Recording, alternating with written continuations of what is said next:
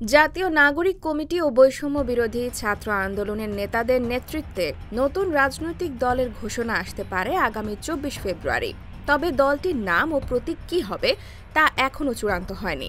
একটি সূত্রে জানা গেছে, নামের জন্য সম্ভাব্য ৮টি বিকল্প রয়েছে ছাত্র আন্দোলনের নেতাদের কাছে, আর সমর্থনের বিচারে এগিয়ে আছে ৩টি প্রতীক। তবে আরেকটি সূত্র বলছে, বিএনপির মতো ইংরেজি নাম খুঁজছে তারা। সূত্র জানায়, সম্ভাব্য ৮টি নামের মধ্য থেকে জুলাই আন্দোলনের নেতাদের মতামতের ভিত্তিতে একটি নাম চূড়ান্ত হবে। এগুলো হলো বিপ্লবী জনতা সংগ্রাম পার্টি, জাতীয় বিপ্লবী শক্তি, বৈষম্য বিরোধী নাগরিক আন্দোলন, বাংলাদেশ নাগরিক দল, জাতীয় নাগরিক কমিটি, ছাত্র জনতা পার্টি, জাতীয় জনশক্তি পার্টি ও জাতীয় নাগরিক শক্তি। এই নামগুলোর মধ্যে আবার জাতীয় বিপ্লবী শক্তি, বিপ্লবী জনতা সংগ্রাম পার্টি ও বৈষম্য বিরোধী নাগরিক আন্দোলনের পক্ষেই বেশি সমর্থন মিলছে বলে জানিয়েছে ওই সূত্র। তবে আরেকটি সূত্রের দাবি, এই ৮ নাম আর বিবেচনায় নেই।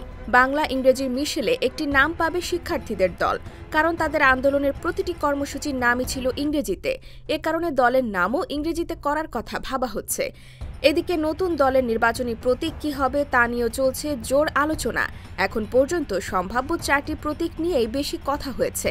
এগুলো হলো মুষ্টিবদ্ধ হাত, হাতি, রয়্যাল বেঙ্গল টাইগার ও ইলিশ। এর মধ্যে ইলিশ বাদে বাকি 3টি প্রতীকই বেশি সমর্থন পাচ্ছে বলে জানা গেছে।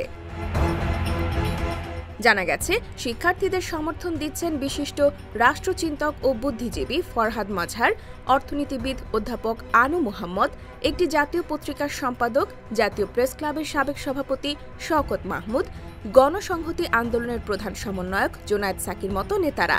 তবে শিক্ষার্থীরা তা স্বীকার করছেন না।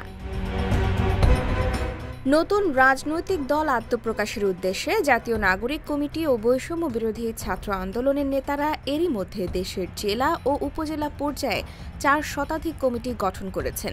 এসব কমিটিতে প্রায় 10,000 শিক্ষার্থীকে পদ দেওয়া হয়েছে বলে জানা গেছে।